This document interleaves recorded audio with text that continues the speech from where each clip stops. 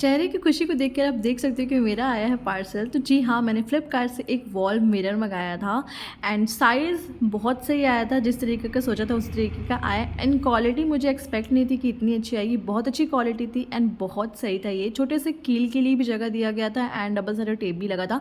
तो मैंने एक छोटी सी कील लगाई एंड उसके ऊपर से उसको अच्छे तरीके से हैंग कर दिया है एंड नीचे से डबल साइडेड टेप से अच्छे तरीके से मैंने इसको सेट कर दिया। पीछे से भी चेक कर दिया कहीं निकल विकल ना जाए, गिर ना जाए। क्वालिटी बहुत सही। Follow for more.